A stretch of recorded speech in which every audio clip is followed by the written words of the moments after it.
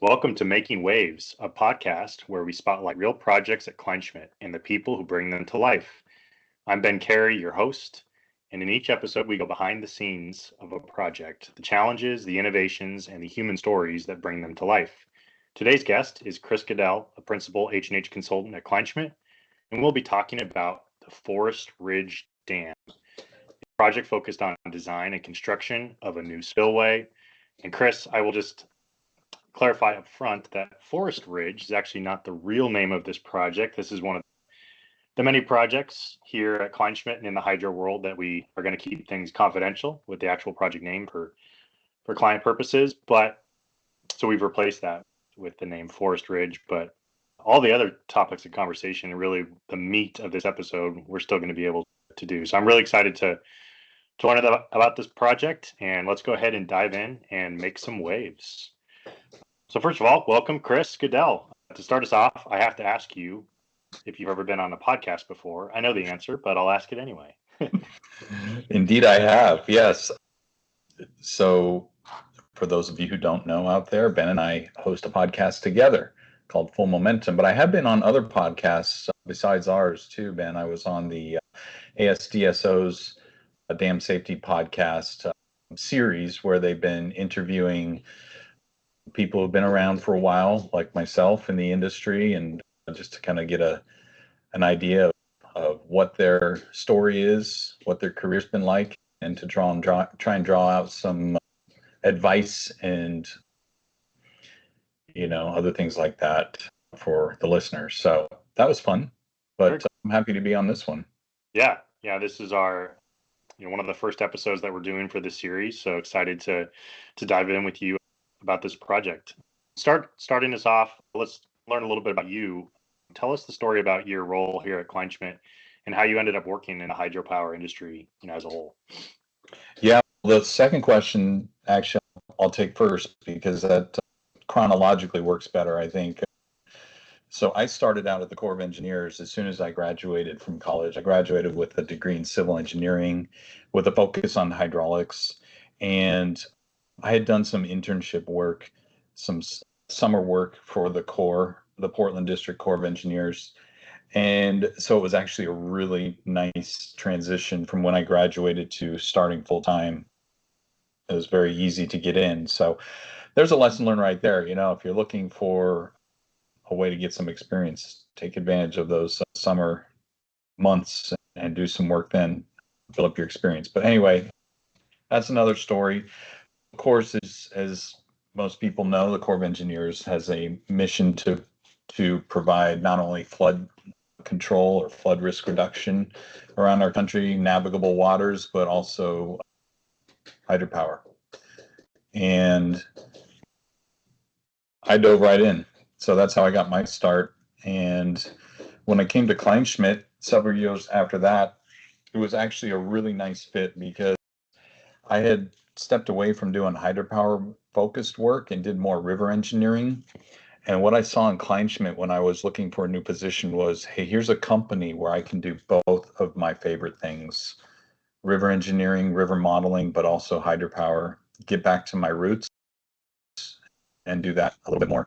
And so that's kind of in a nutshell how I ended up at Kleinschmidt and broadly how I got into hydropower. Very cool. Our next segment is a rapid fire segment here where I'm going to ask you a bunch of questions. So go ahead and just answer them to the best of your ability. Okay. So these are some choices, kind of this or that. So first one, would you rather have a comfy office chair or be in field boots for the day? Oh man, field boots for sure. I'd rather be out of the office if that's the point of that question, for sure. Yeah. Absolutely. Yeah. Like today is a perfect example of, I can't believe I'm sitting at my desk. I'd rather be outside. It's so nice outside right now. But yeah, coffee before work or a cold beverage after? Oh, it's got to be coffee before work for sure. I mean, I do that every day pretty much. So Good. Live without electricity or without shoes? oh gosh, that's such a weird question. Like they have nothing to do with each other. I guess I would have to say without shoes. I mean, our life revolves around having electricity. I mean, that Yeah, would be a you wouldn't hard be a life for very me. good hydropower engineer if you didn't That's right. want Yeah, I'd lose my job. to. And then last one, cats or dogs, Chris? Oh, yeah. I've had this question before. I actually like them both, but if I had to pick, I would probably go dogs. But I like them both, and we have both here at the home. Yeah. But I guess I like dogs a little bit better. I'm really curious to see if there's a pattern that forms in terms of the technical discipline that people have and whether they're cats or dog people. So I'll report back after we've done a few of these to see if there's a trend there. Yeah. But let's go ahead and transition to talk about the project that you've been working on. So my question is just give us the big picture. What is the Forest Ridge Dam project? Or what Forest was the Forest Ridge Dam project? I probably should say. Yeah, it's still there. So you could say is, but the project itself was I was brought in to take over from a previous consultant who designed a spillway that was just outrageously expensive. It was just way too big, way too over designed, and the owner was not happy with that. They basically didn't like the budget. I mean, in short.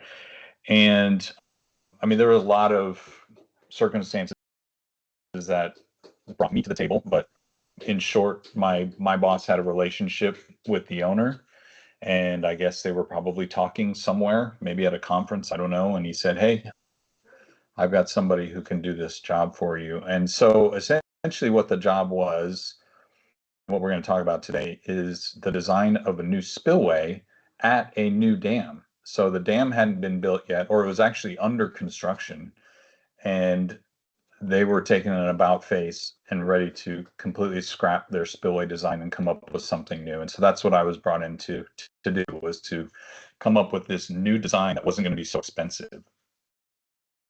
Gotcha. And was this project, this hydro project, on a larger river system or a smaller stream or creek?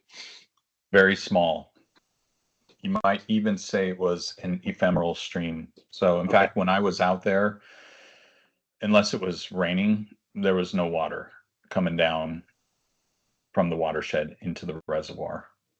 Gotcha. And is that one of the reasons why you or the client thought that the original spillway was maybe over designed just because of the size of the watershed as a whole? Yep, that was a big part of it. It was like, how is this spillway so big considering the watershed is small? Now, don't get me wrong, even at ephemeral streams, when you start getting to PMF level floods, they can be quite large. But yeah, it just struck me and obviously the owner as being way over designed, but way too expensive. It was just more than they wanted to spend. I think that the original tag or estimate was a couple $1 million just for the spillway. And, this is not a huge dam, not a huge project. And so it was very concerning to them. So they wanted to at least see if they could come up with something cheaper. Gotcha. And who were, aside from the actual name of the client, who were the key partners and stakeholders, maybe even reviewing agencies that were part of the project that you worked on? Yeah. Mm, There was obviously state people involved. There were the local community had some stake in it. And this was actually, you mentioned hydropower. This was actually, it's not a hydropower project, it's a water Okay. supply project. So there was no FERC involvement, but a lot of state involvement. I'll put it that way. Gotcha. Gotcha. And were some of the challenges involved with the state involvement similar to what you would go up against again, with a FERC regulation, or was it just different? Very different. I would say not as stringent as a process when you're working on a hydropower project with FERC as the kind of regulatory agency involved, but still lots of checks, lots of reviews, lots of discussions. Yeah, it was a big part of it. Gotcha. Very cool. That's a great background. Let's go ahead and move into our next segment here, which is challenges and problem solving. So obviously every project has its challenges. What were some of the biggest ones that you faced in taking on this project? I think the most challenging part of this was obviously scrapping an existing design and starting over. That put them way behind schedule. So there was intense pressure to get something put together very quickly. Mm. And I was actually at that moment relatively new to the consulting world. As I mentioned earlier, I started out working for the Corps of Engineers. And, there's definitely some truth to the fact that the consulting world can be a little bit more high stress at times. And this was certainly one of those. So I was kind of thrown in, and the expectation was, hey, we need a new design and we need it yesterday. And they want it to be much cheaper. Yeah, it was just kind of getting around a table with a topo map and their current dam design and just brainstorming to get through that moment. Wow. Okay. And what about the community and stakeholder concerns? Were there any that you kind of had to address as part of the design, or was it mostly just around schedule and making sure that the design was safe? Yeah, I mean, safety is always an issue, and there's definitely infrastructure and communities downstream of the dam.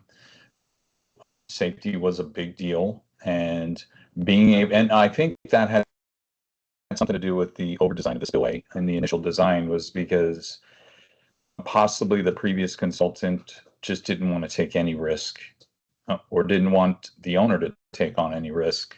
And so they just made it much bigger than it needed to be. So yeah, there's definitely a safety component to it, but all the pressure was about getting this thing done quickly. Was there ever a moment where you were reviewing the original design and it made you second guess whether you could ethically, reduce the size of the project and still maintain that level of safety for the community? That was sure a concern up front, but when we came up with the solution, it was very evident that's not going to be an issue. Yeah. Yeah. It seems like that's one of the classic conundrums that we face in the hydropower world is kind of that balance between making a feasible design for the client, protecting the community. So it's always good when you can find kind of a balance between those two things.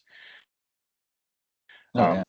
Was there a moment during the project where maybe you had an original approach that you were going forward with, and then you had to adjust it because of constraints or other things that came up, or was it pretty streamlined from start to finish?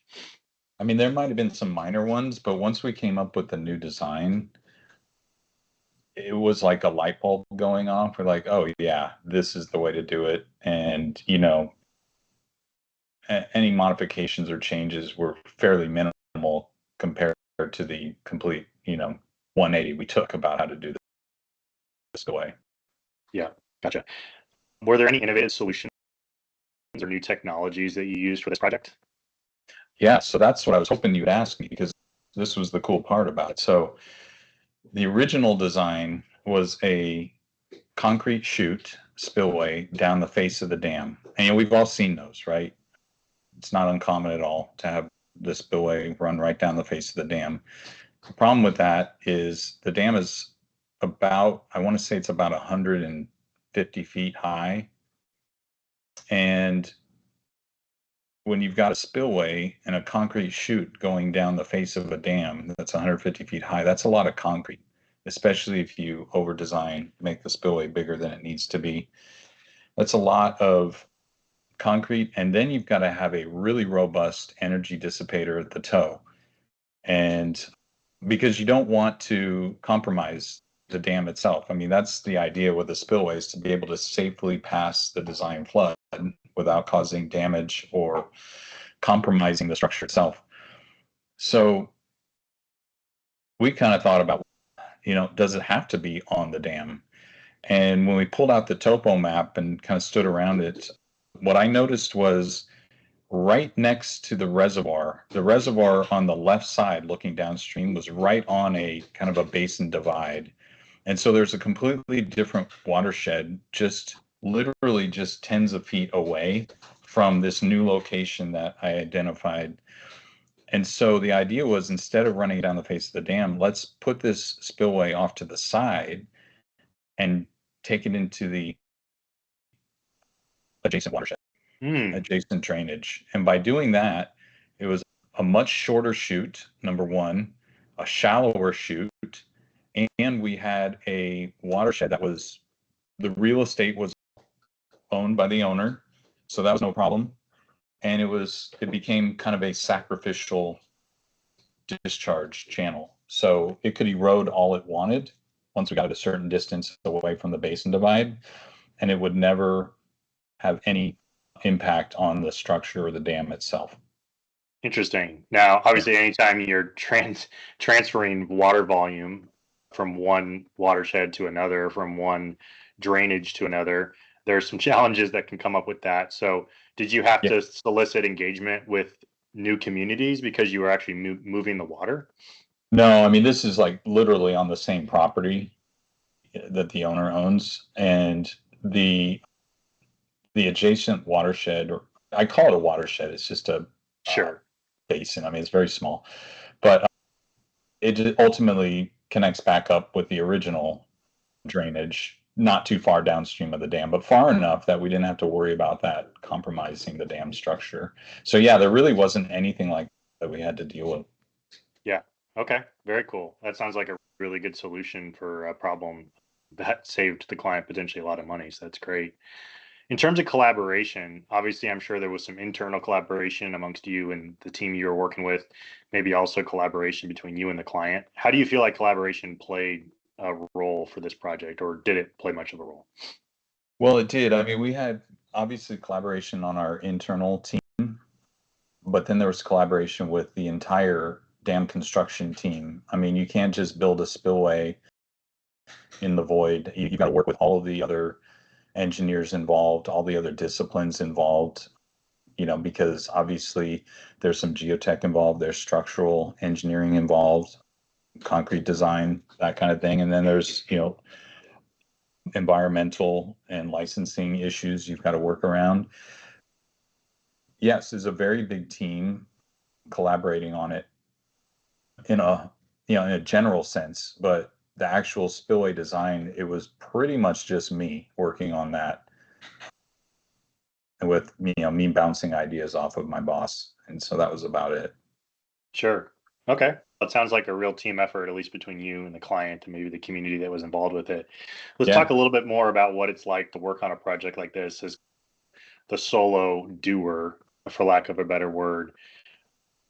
What do you think the challenges were with working on a project like this and kind of being on an island, at least from on the technical team side of things?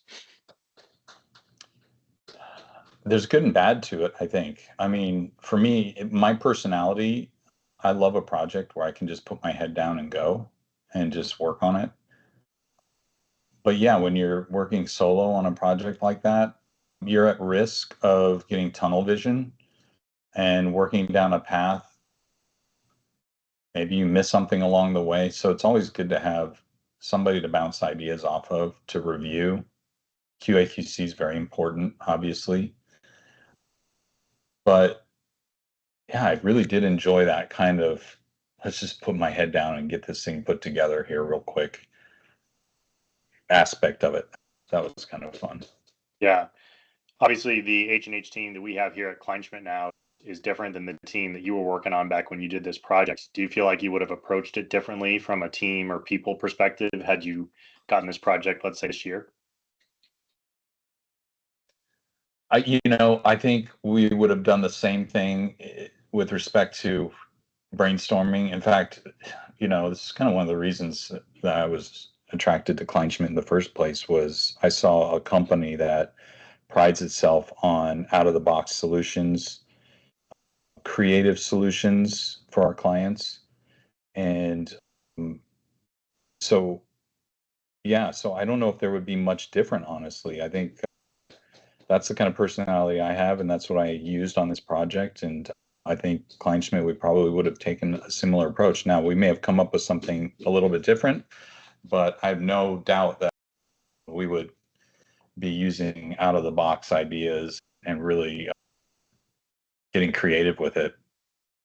I guess as a follow up to that, I was looking at it more through the lens of would you have involved other people in the Oh, design? You said you're obviously working on it kind of by yourself in the yeah. previous setting. Do you think that you potentially would have involved more people? Would that have benefited the design, or do you think it probably would have been the same deal in terms of just, you kind of putting your head down and doing the technical work? No, I think the best way to approach it is at least a two-person team where you've got a more experienced person and a less experienced person working together. I mean, the obvious reason there is, having the more experienced person there, you've got somebody that you can bounce ideas off of, and they would, have experience to draw from.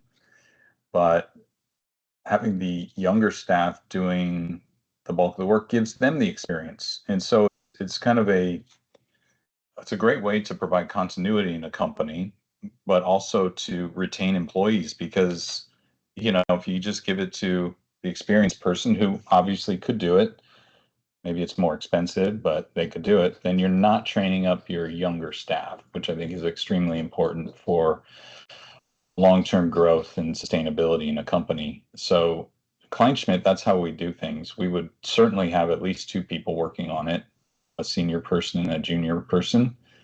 And yeah, I think that's probably the biggest difference. And then last question on that topic. Is there a moment or a story from that project that really sticks with you as you look back and think about it? I'm just really proud of the fact that I delivered a really cool creative solution for the client in a short period of time and made them very happy. And then what's even cooler is that it got constructed and you can go out there today and see it. Now, if you Google Forest Ridge Dam, you're not going to find it anywhere.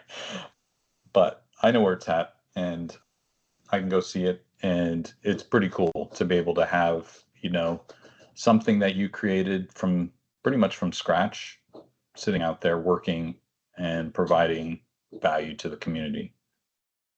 And Very safe. cool. Yeah.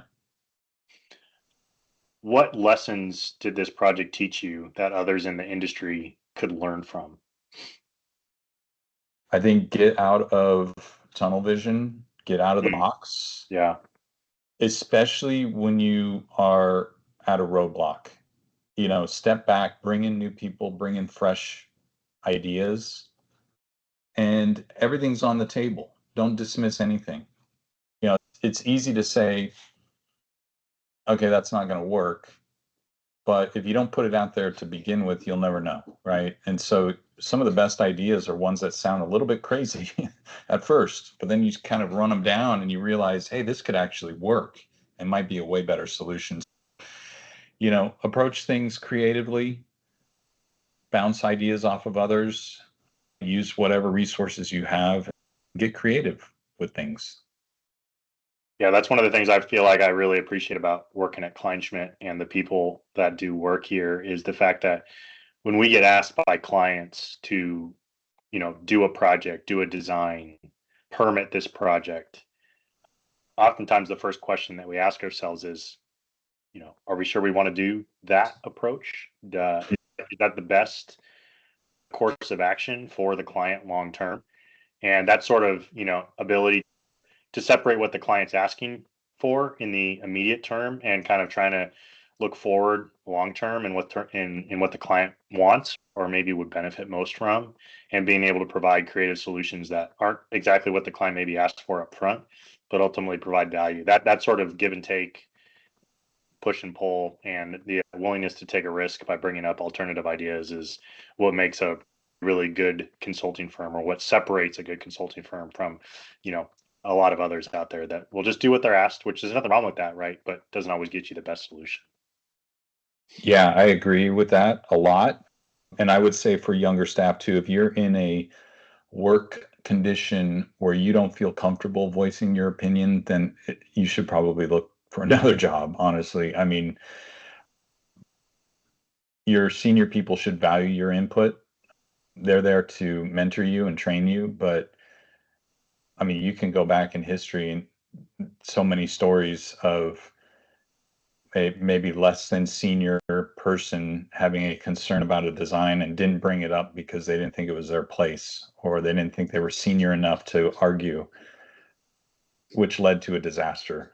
It's happened many times in history. So if you're in an environment like that, think about moving somewhere else, like Kleinschmidt. Nice. Looking forward, if there's another client that maybe has a project like this where they've had a design presented to them from another consultant and they feel like it's over designed and there might be a better solution, why would you say they should give Kleinschmidt a call? You can look at our website and see what our slogan is. And it's something to the effect of, we provide creative solutions to difficult problems.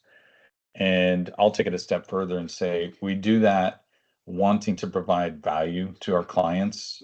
That's a very important part of what we do. We're not just out there cranking out work. We want to make sure we're providing the best value to the clients.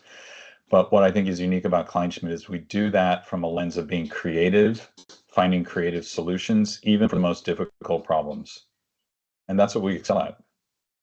Yeah, and I know we've been working for, Hydropower and dam owning clients for a really long time. And I think we have a lot of built up muscle memory with the best way to go about obviously the design, construction side of things, but also, dealing with regulators, community engagement and all that, which is a real benefit that you would get with working for us. Not to put an answer in your mouth, but just to No. more add on to it. Yeah, yep, for sure. I agree with that. Very cool. Last question here, Chris, before we get to closing. What would you say excites you the most about the future of hydropower and let's say just, dam safety infrastructure in the US? Because that's kind of where this project falls into. I don't know. I would say what excites me the most is the incredible speed at which technology is changing. That's going to have a direct impact on how we do work.